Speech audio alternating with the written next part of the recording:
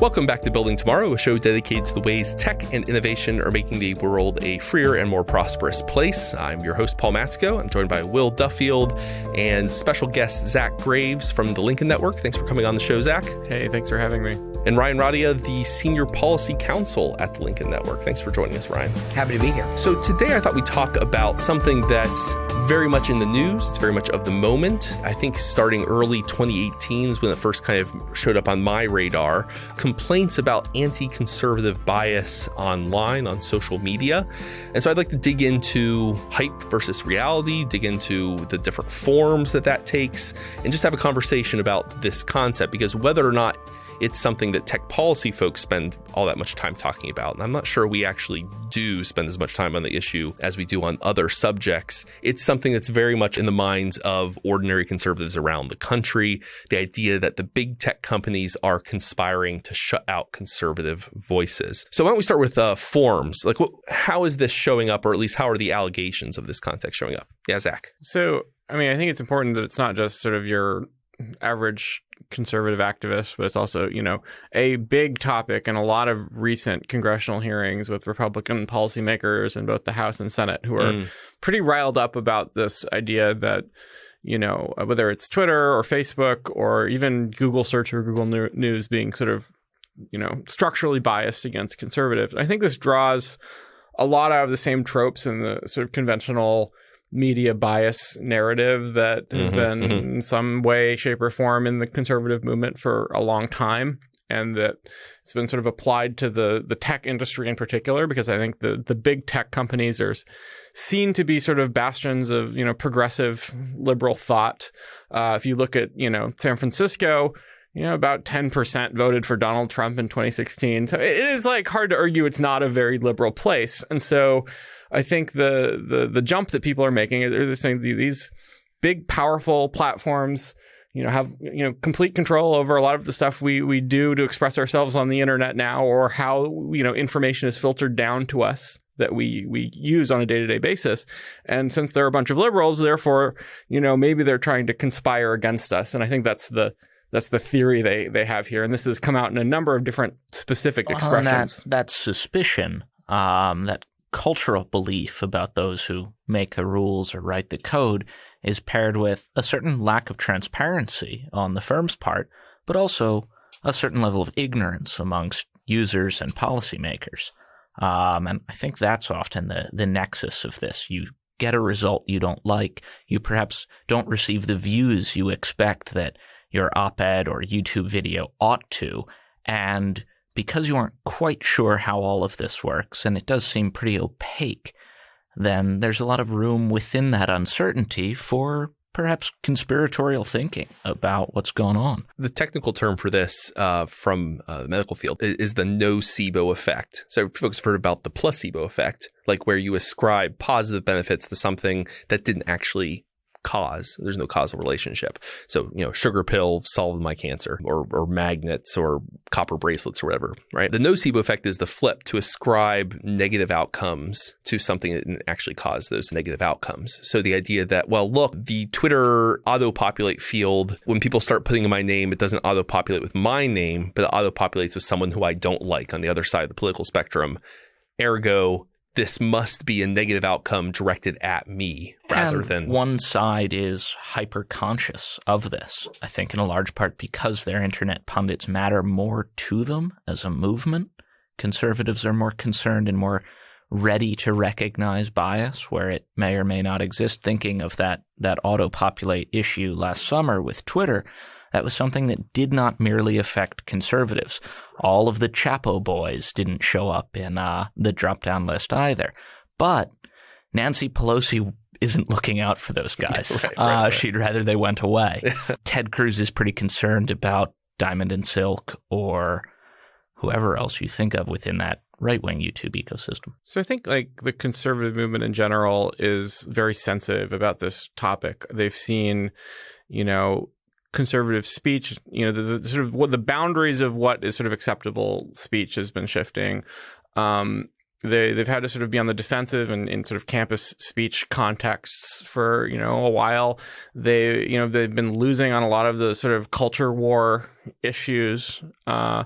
And they're worried, I think, about these becoming no longer acceptable in the sort of digital town square to talk about. I think it's also particularly concerning for, Republican members in the House, since they rely a lot, they have to run for re-election every 2 years. They have to, rely on Twitter and Facebook and, all of these platforms to get their message out, to run ads, to go defeat their opponent. And if they think, the guys back in Menlo Park are trying to rig it against them, I mean, that's a real thing to worry about. Whether that's a justified fear is another conversation. And it's worth noting that activists of all stripes often have frustrations that their speech is being targeted by these platforms. It's not just conservatives. However, the activists who aren't conservative are less likely to attribute decisions to block their content to an underlying political motivation. So as an example of this, the Black Lives Matter movement often finds some of its activists having their posts taken down. There's a recent example of a black woman who posted "White men are so fragile" as a comment on a story about Liam Neeson's experience trying to find someone who was black to assault. The distinction is that when those who are conservative are the subject of having their speech taken down, they are likely to attribute it to some underlying conspiracy, as Zach mentioned. Now, with respect to the nocebo effect, in many of these situations, when speech is taken down for a reason that is unrelated to the political views, the conservatives tend to believe that it's their politics. And even those who aren't conservative might think that. An example is the anti-abortion movement often uses fairly graphic imagery to try to persuade people not to get abortions. So there have been various campaigns that have been the subject of takedowns. And the assumption is that that's because these platforms are vehemently pro-abortion, where they just might not want graphic content. Now, this isn't unique to the right. An example is when Elizabeth Warren recently paid for a campaign ad calling for the breakup of big tech. Facebook, for a time, removed it based on the perfectly plausible explanation that they gave later on that it was the use of Facebook's trademark logo in the ad that they don't approve of. And it may well be, and likely is, that Facebook would take down that ad in any context. It's just in this context, it looks good pretty bad. reason for Facebook to do so if you're concerned about graft and manipulation on the platform. If someone bills their new multi-level marketing scheme as endorsed by Facebook and Mark Zuckerberg in an ad on the platform, this isn't something that Facebook wants to go on,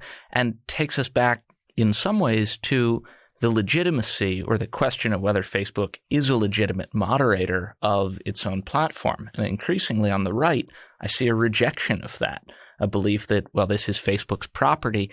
They nonetheless owe some broader duty to moderate it in one fashion or another. It's been suggested to both your points that there are groups that, in a sense, have weaponized this distrust and are using people's kind of lack of understanding of how the platforms work to manipulate the system to generate false positives for discrimination. So like with the Warren example, it's been mooted. This is alleged that her campaign staff might have known, and whether they did or not, you can imagine a politician saying, I'm going to violate the terms of service knowingly, and so I can turn $100 campaign ad purchase into the equivalent of thousands and thousands and $1,000s of media attention when it gets taken down. And I'll say it's for the reason, not the actual reason. I'll say it's because they're against my campaign. They don't like my politics. So whether or not Warren, I'm not going to say Warren's campaign knew that, though it's been mooted online. But that's a rational strategy. It's a rational strategy. Whether or not she did that, a story that she's running ads to break up Facebook on Facebook is a good story. The story that Facebook is trying to stop her, proving her point, is an even better story. Well, and she afterward fires off a tweet. You know, it's terrifying that these firms have the ability to determine the bounds of debate in this country. Yeah.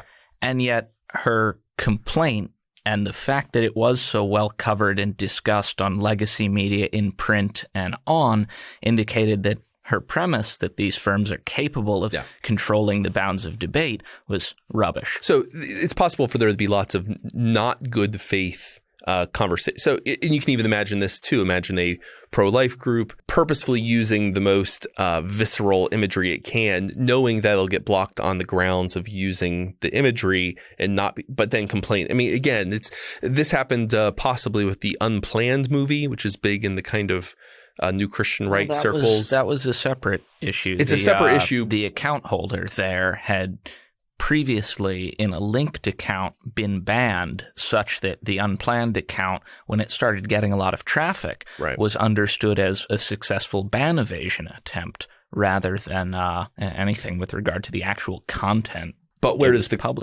conversation go, though? It doesn't go towards, well, this is a relatively narrow technical violation of the rules of service. It's, no, this is because the big media, big social media doesn't want this anti-abortion story to get out there.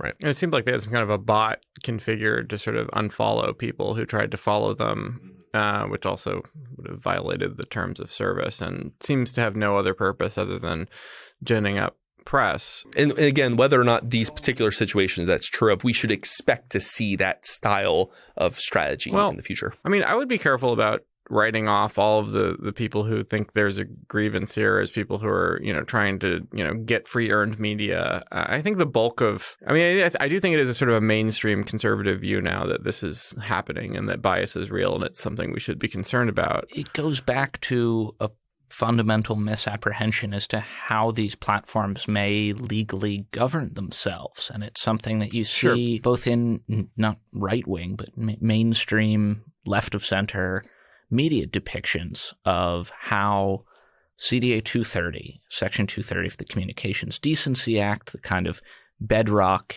intermediary liability protection or provision. How about we go to where you're taking this, Will? And Zach, flesh out what you're saying, and why don't you take us in the Section 230 kind of direction? Yeah, so this gets into sort of what the desired policy responses are. But I mean, first I think it's important to distinguish criticizing them from a this should be illegal perspective versus what the normative stance of a Facebook is, right? Like criticizing Facebook and saying your norms for speech ought to be different is a perfectly reasonable thing to do for conservatives. And maybe you think they're, too risk averse about, the kind of abortion related imagery you can put on there, or about, what you can say about, how you can describe immigrants. And you can go look up, Facebook is somewhat transparent about their policies these days. You can go look up, a lot of their guidance on the internet and about what they can do, what you can do and what you can't do. And other platforms, I think, are a little bit more ad hoc. And I think there's probably a fair criticism that, some of the high profile people they banned or suspended were for likely political reasons from pressure from different groups. Or certainly at least just not explained very well with reference to their own policies. Right. And Facebook has always been concerned about becoming an arbiter of truth, but in not wanting to open that can of worms, it seems sometimes they fall back upon other explanations for bans that are essentially driven by someone's continual spreading of misinformation. Facebook hasn't done themselves any favors in how they've handled a lot of things it's safe to say. Lately. And, people tend to be very critical of Twitter, but Twitter's actually pretty permissive about the kinds of people they let on their platform. And it seems like most of the complaints about people who are permanently banned were doing bad things, whether that's being, inciting harassment or racial slurs or other things. There's this article, there's a study from the website Quillette that they purported to do a rigorous study of everyone ever banned on Twitter who was high profile and sort of had to generate a news story. And there are a couple other criteria. And they said these are the ones who were high profile who voted for Donald Trump, and here's the ones who weren't. And it was 95%, of people who voted for Trump, are the ones out of the banned list. But they published this data set on the internet, and I emailed them about it. And if you look at it, it's not who you'd consider rank and file or mainstream Republicans. It included the American Nazi part. Right, that's the punchline here. It had literally a who's who of neo-Nazis and alt-right and conspiracy peddlers. And maybe there's a sort of very libertarian norm about speech where you say, well, we don't agree, these people are bad, but, platforms ought to allow them. And, you can think that if you want. But my perspective is that Twitter has an interest in providing like a quality experience on its platform. And having a bunch of neo-Nazis, going on about, not a quality the stuff they experience go on about most. is not a quality experience. You need to have some kind of moderation purely for like an editorial function. Like imagine like Reddit if there was no upvoting and downvoting, or just like go to a YouTube comment section. Like these are not quality experiences, and places like Twitter and Facebook try to curate a more quality experience for you by their nature, and that involves value judgments about what quality is, right? But if at the baseline you believe that some publisher platform distinction matters in creating the legal immunity that these companies have with respect to user content, if you believe that any editorial function renders them liable for user content or pushes them towards some First Amendment standard, then any moderation will seem illegitimate to you. And I think it's that misapprehension which drives a lot of these complaints. And and you use misapprehension. You're playing devil's advocate there, right? I'm not. No, I think perhaps among like Ted Cruz and the like, it's willful. But if you look at what rank and file conservatives get, both from Fox News and Vox, unfortunately, the other day. The Washington Post. They'll have where this. it was Megan McArdle who's repeating an erroneous interpretation of the law and what the law means. And this has been pretty popular in some like right-wing circles to repeat these talking points. I'm not sure where exactly they came from, but I think it's a lot of the someone's going to write a dissertation on that. Someday. People like Ted Cruz and some others, and this gets into the sort of idea of, okay, we think there's this problem of the conspiracy against conservatives on these big platforms, and they're big and evil and have these gateways. And this is where you see Tucker Carlson converging with Elizabeth Warren in a very scary way. And therefore, government needs to step in and do something about it. And one of the remedies purportedly is weakening or altogether gutting CDA 230. I believe So why don't you explain that for our audience? Congressman Gohmert wanted to do mostly away with it. He wanted everything to be presented in precise chronological order, which would make your Google searches really fun. Well, Twitter used to be in chronological order, and they changed that, and most people have kept the current organization of tweets where they're organized by the level of interest as opposed to when they came first. One proposal that hasn't been fully fleshed out, but that is a good example of how conservatives would change Section 230 is Senator Josh Hawley from Missouri has suggested that for intermediaries to be protected from the content of their users, even when they engage in some moderation, they would have to be neutral platforms. That is, they would have to treat content in a way that doesn't favor one ideology over another. Yeah, that's of course the nut there. It's problematic too because why don't we go back for a second? So Section 230 for our listeners, we say 230 in this room and everyone's like, oh, we immediately know what that means. Communications Decency Act in the 90s. This is a particular clause of that act. And what it says is that online platforms can't be indemnified. They can't be sued for content that they can't be held liable, criminally liable or civilly liable for content that their users post to the platform. And that is regardless of whether there is no distinction in there, whether they're a platform or a publisher. So this whole conversation about, once they start editorializing, once they start choosing some content to promote, some content not, they're no longer a neutral platform. They're now a publisher. Therefore, they're not covered under 230. That's not real. That's not in the text of Section 230. Back in the 90s, you had a series of cases, one in which an internet service provider, AOL, I believe, lightly moderated or didn't really moderate the contents of a forum at all. And as such, when someone sued them, they weren't found to be liable. So in the wake of Stratton Oakmont v. Prodigy, other services felt that to engage in any moderation, to try to improve the user experience, to filter out pornography, whatever it was, would render them liable. And it was something that for reasons of risk avoidance, they couldn't do. So, in order to both allow these firms to grow, to provide these services at scale when they couldn't preview every user comment, and also to allow them to do their best to try out new strategies in keeping their platform free of whatever it was their users didn't like. Section 230 of the Communications Decency Act is part of a broader omnibus telecoms bill. Both on one hand, prevented these firms from being liable for user-generated content, so long as they didn't help to create Except it. at the federal level, right? Yes. Yeah. And for copyright. But as long as they didn't create it, they weren't liable for it. And two, that they couldn't be sued for their moderation actions, even if it took down what would have been considered constitutionally protected speech if the government were the one doing it. Right. I mean, the irony is it was expressly designed in part. One of its purposes was to expressly allow platforms to moderate.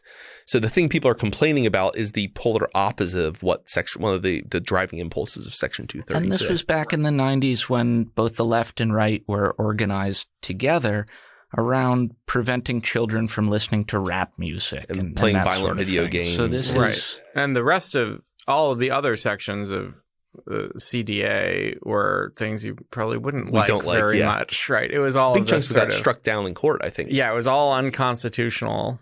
Except for this bit. Which was designed separately as a compromise that Wyden and some others sort of negotiated in smartly. Which is, I think, telling, you mentioned Josh Hawley, Ryan, but Ron Wyden has also said that he's kind of open to further carve-outs in Section 230, because I think his support for it was always predicated on the rest of the package back then. So, well, I mean, his support, he didn't support the rest of the package. He was only 230? This was a negotiation tactic to get good stuff into a bad bill that was going to happen anyway. Okay, interesting. Wyden was not at all supportive of the other stuff. Well, he's since come out recently and said he's in favor of carve-outs. He's I think he's he's one of the greatest sort of internet policy senators, I think. And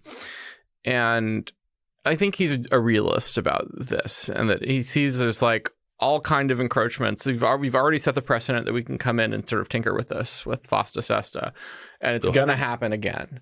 And so, I mean, I think just as he was a realist about the original CDA, he's a realist about that this is going to get tinkered with. And, you know, if you're going to do it in a smart way. And like, you know, any statute should be sort of open to sort of revision and, you know, looking about what its effect was. The challenge here is the people that want to go in and gut CDA don't really understand what that would do. It would probably do the opposite of what they want it to do. And they want to do it for kind of bad reasons, or they're being co-opted by people who want to stick it to the companies just for that reason alone. Or they just don't realize what the benefits of this bill are. For all of the attention paid last week to Paul Joseph Watson, Milo, Alex Jones, and a couple others being booted from Facebook in Wisconsin, the Wisconsin Supreme Court ruled in a case called Daniel v. Arms List that Arms List's provision of essentially an online classified service for people buying and selling firearms was also protected under CDA 230. And this suit sought to hold them liable for the actions of one user who bought a firearm, was prohibited from doing so, purchased it in a private sale, which was legal to have private sales. Felons can't buy guns. And if this suit had succeeded, something like Arms List wouldn't be able to exist if it was seen as outside the bounds of CDA 230's protections. So in this case, kind of unnoticed, unappreciated by national media, national conservative media, CDA 230 helped to protect the ability to buy and sell firearms online. Well, and to your point, I mean, the shape of the modern internet would be fundamentally different, and I don't think for the better if not for the CDA 230.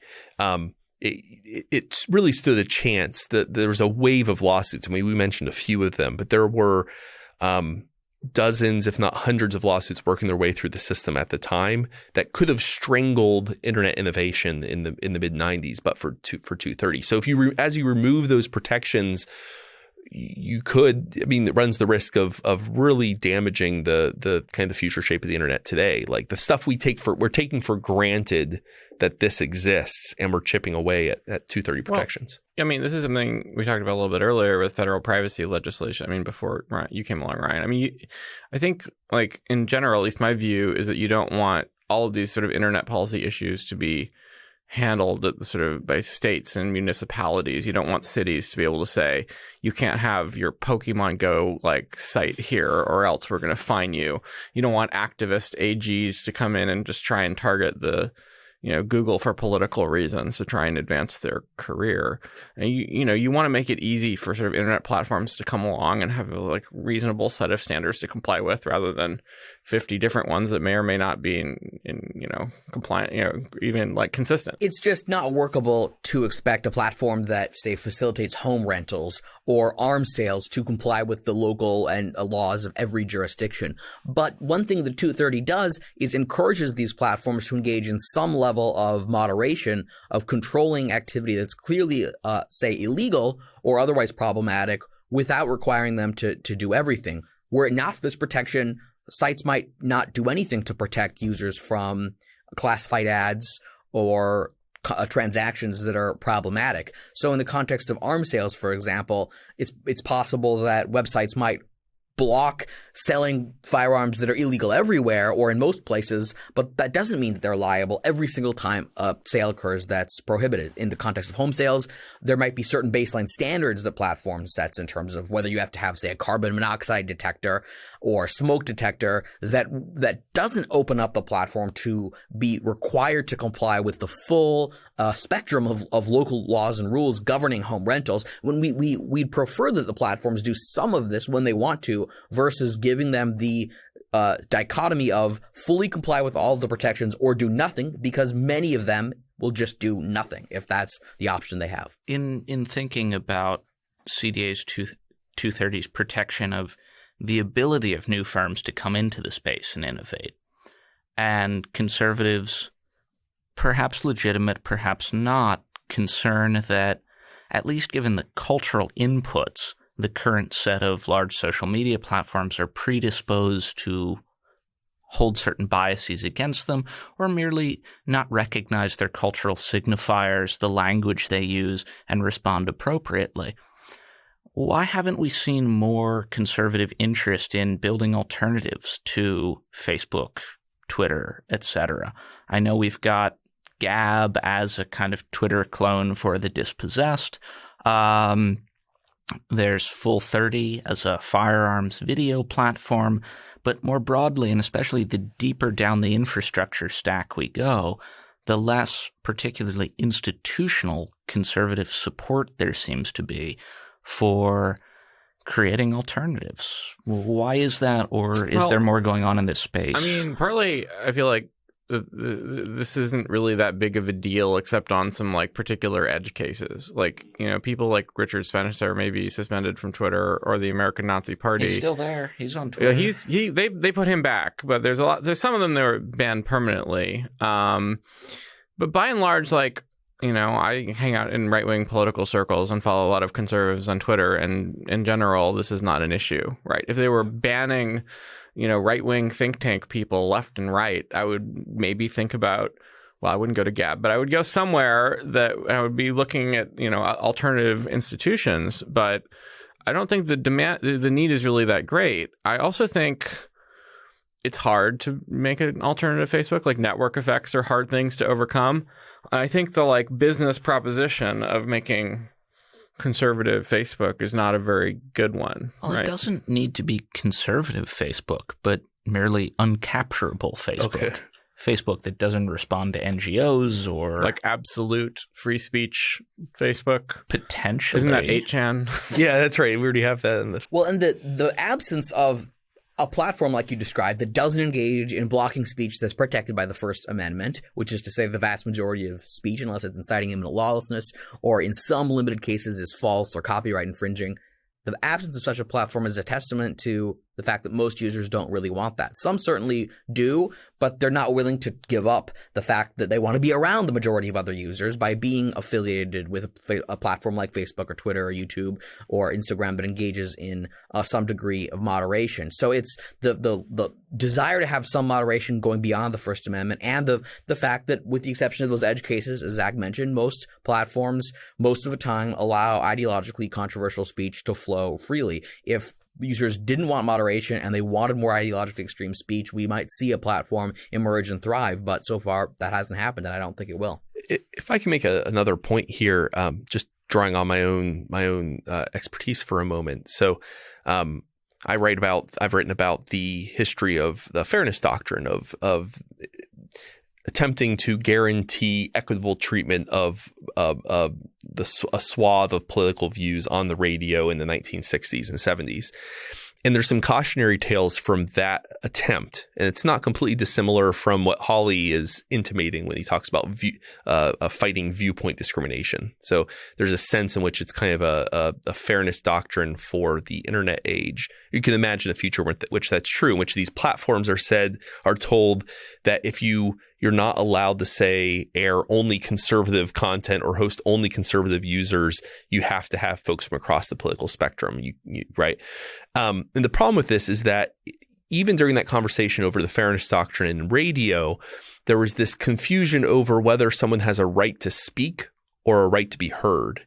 And there were folks who said, we're putting the fairness doctrine because they said, look, radio station license holders, they have to operate in the public interest. It's not their property. So there's no right to property over a license. It's a matter of right to speech, but not just the right to speech, because the problem is some folks can speak more freely than others. Their views are more congenial to the general population. They're more mainstream. We need to look out for the right to be heard. People who aren't being heard right now, they might speak all day long, but they're not getting on the radio. So this shift from a right to speak to a right to be heard meant limiting the rights of radio stations to air the content they want to air. Instead, it was, let's assess the community, see who currently feels unheard, and then force radio station license holders to air people from all the communities, right, regardless of how niche they are. And that ended up being used as a tool to suppress essentially conservative media in the end. And now we seem to have stepped beyond that because the audience isn't captive anymore. Then you had a set number of radio stations. People were driving around. That's what they had to listen to. So if you could get on the radio, you had an audience. Now everyone effectively has a right to be heard. It's a question of where. You can videotape yourself and upload it to IPFS, and it's there. People seem to be demanding a right to an audience right. now. That's the right to be heard. This many views. But again, it's beyond a right to be heard in the old radio sense. What's what they meant? They want to guarantee everyone an audience is essentially what they meant by that. But you're right. I mean, it takes me a lot of time to listen to everybody. That sounds like a terrible burden for me as an audience. Well, and the other cautionary tale is that it's also easy to hijack that process. So it was easy to say, hey, look, I just want to guarantee fairness on the airwaves. Who can be against fairness? But the only people I'm going to go after, I'm only going to criticize stations that air conservative speech, not liberal speech. So it was used to shut down conservative broadcasting in the 60s. You can imagine a world in which imagine giving that kind of power over internet regulation to, I don't know, the Trump administration or some future administration. Do you really think that there wouldn't be a temptation to tinker like there was with the radio right in the 1960s? I mean, there's another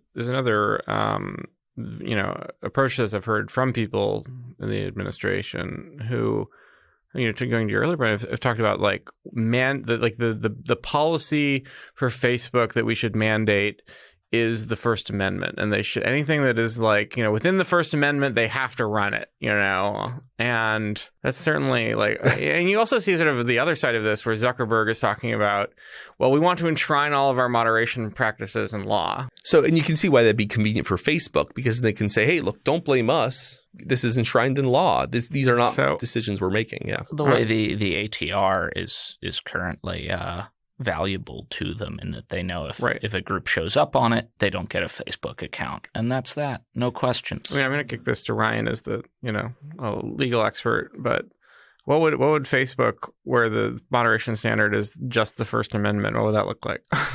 So that would look pretty extreme. A lot of people, internet users who might think that that's a good idea in the abstract, may not be fully familiar with the scope of what's protected. I mean, there are limits, content that's defamatory, as I mentioned, that incites imminent lawless action. There's even obscenity, which is content that appeals to a prurient interest. It's been described by Kathleen Sullivan as content that grosses you out but also turns you on. But the fact is that only a small portion of content that most users would consider pretty extreme is actually even debatable on the obscenity clause. Depictions of graphic violence, sexuality, extremely offensive, racist speech, all of that is fully protected by the First Amendment in most contexts. Lying is protected in many contexts.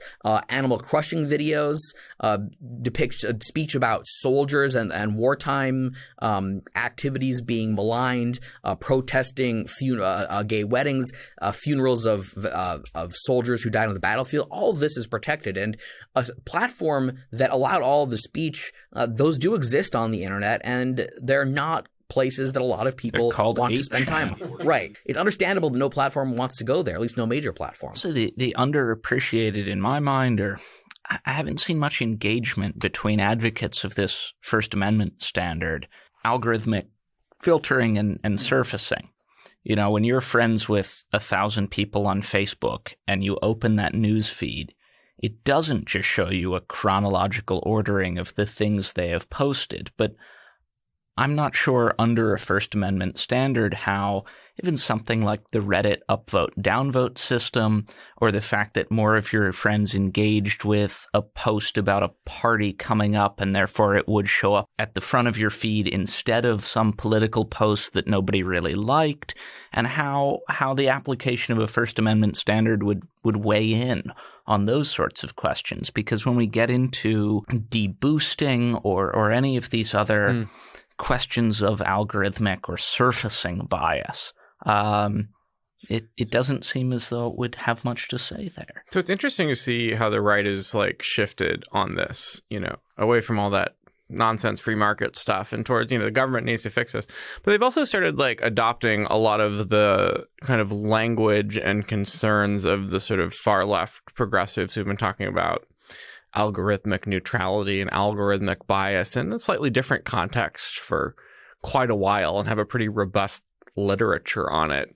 A good recent example was something, that was elevated in a Trump tweet, which was this another, air quotes, study of, Google News results. And they assigned, I think they searched for Trump, and then they assigned the outlets in the first 100 to right wing or left wing, and of course all the big ones are left wing. This was the PJ Media piece? PJ Media one, and this elevated from there to Fox, and then Fox to Trump, and then they were talking about doing an executive order on it. And anyway, but the basically what it showed is that they were complaining that why isn't Breitbart News or some of these other, the Daily Caller, why isn't that showing up right next to the New York Times and the Washington Post? And well, the answer is that that's not how search engines work, right? They work by, how popular, they try to gauge popularity and relevance through a number of different factors.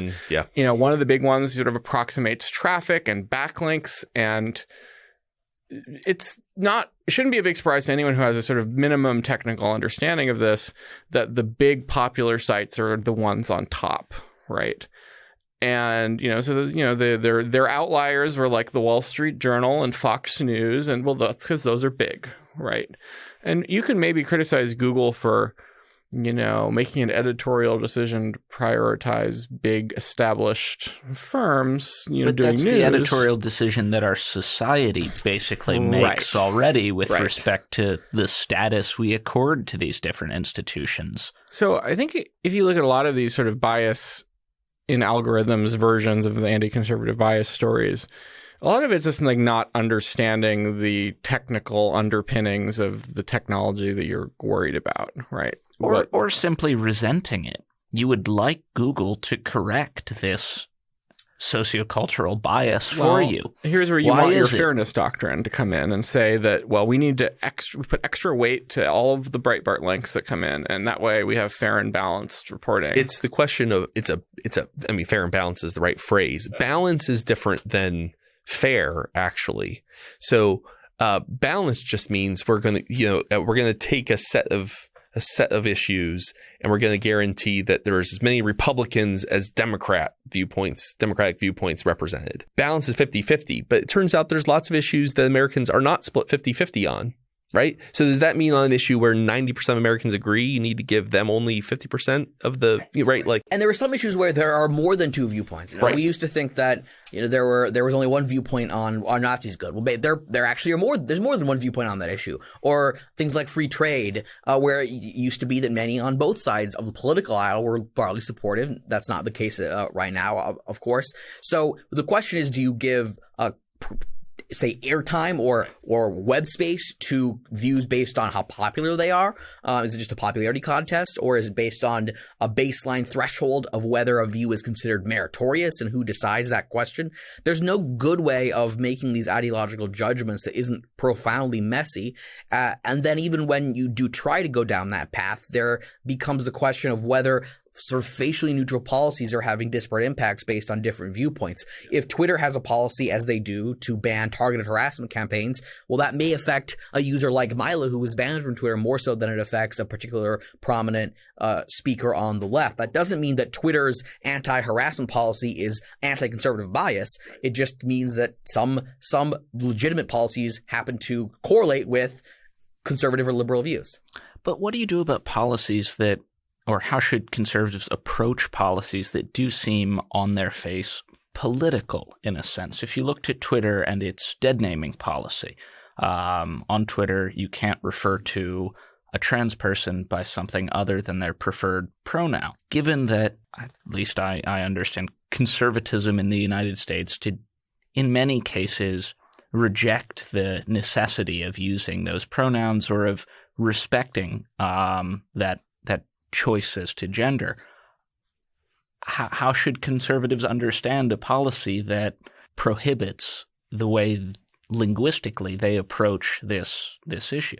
Well, sure. So your example about dead naming is interesting in that it's a policy that is presumably motivated by a desire to protect people from seeing speech that they will find deeply discomforting and offensive. At the same time, it does reflect an underlying value judgment that is controversial in political circles, whether gender is a social construct and issues like that, which are genuinely complicated. So when you have a situation where the politics and the apolitical desire to prevent offense are conflated, it becomes very difficult to disentangle those.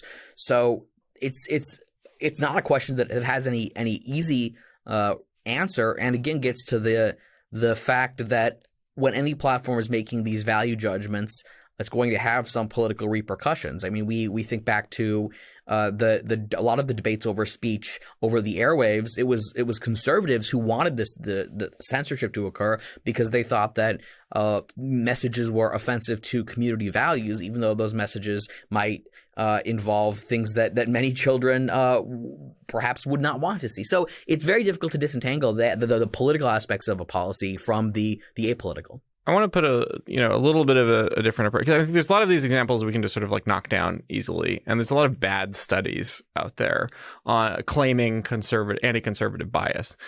But I think it's like, one, I want to say from a normative perspective, like following on what you were saying, I don't think there's like it's irrational to be worried about this, particularly in terms of like, what the limits of like socially acceptable speech are, how these big platforms sort of like set their policies. It's something we should have a sort of interest in saying what ought to be acceptable and what isn't. Not requiring the government to step in is another issue.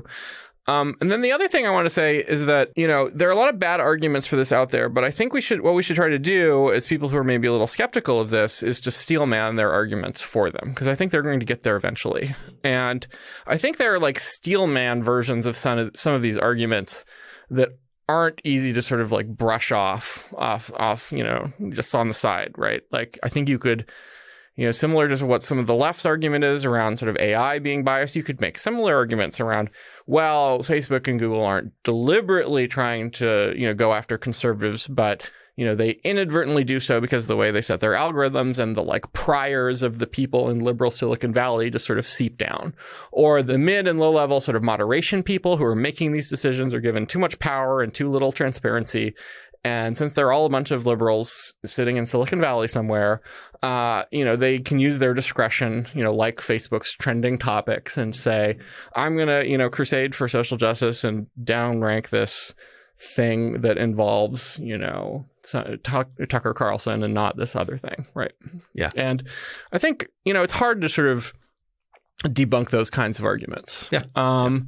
And they do raise like interesting issues that we shouldn't just sort of write off offhand. But I think where we do need to sort of tell our, fellow right-leaning people is that like the solutions you're talking about aren't going to do the things you think they're going to do. And that's not really how you should be approaching it, even if you think there's like a real issue here. Right. And it's possible for the cure to be worse than the harm, and than what you're treating.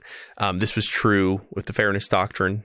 Good intentions, what it actually ended up doing was promoting the opposite of fairness. Same could be true with anti-viewpoint discrimination legislation, if ever it gets to that point where it actually promotes viewpoint discrimination behind the scenes through regulatory capture or some other mechanism. So it's not to say there aren't trade-offs, because there are trade-offs that come with this, right? Like, there are people who are just ordinary conservatives who might get swept up in an algorithmic sweep for alt-right, white supremacists. That could happen. Have your Twitter account suspended temporarily. That's a loss. That's a downside. The question is, does the thing you do to try to fix that actually prevent that, and does it create greater harms that are even worse than that kind of right? And this just goes to show that we need sort of better sort of policies and standards and governance around this within the platforms, not within the government. There's this, I think you went to that conference that Eric Goldman ran at Santa Clara, where they developed been to most of them. So they developed the Santa Clara principles, and there are a few of these sort of like frameworks out there that sort of suggest best practices for how moderation decisions should be made. Recently, a quite good Brennan and ACLU, CDT, and a couple others put together it's not First Amendment principles for moderation, but First Amendment principles for governing the internet, aimed at Congress, thinking about what the limits are as to their power to police or alter the private moderation of speech. Right. Outside of CDA 230, just writ large under the Constitution, and that, even as much as they want to say control foreign misinformation or propaganda, Americans have a right to receive propaganda from foreign countries if they desire it. Who is it? Lamont, the Postmaster General? This gets back to our episode that we did with John Samples, you and I, Will. In fact, this is, I think, a good place to leave this episode. This gets to big questions about governance structures. And so I think that's where we'll leave it today. Thank you, gentlemen, for coming on the show. Appreciate your time, Ryan and Zach. And for our listeners, until next week, be well.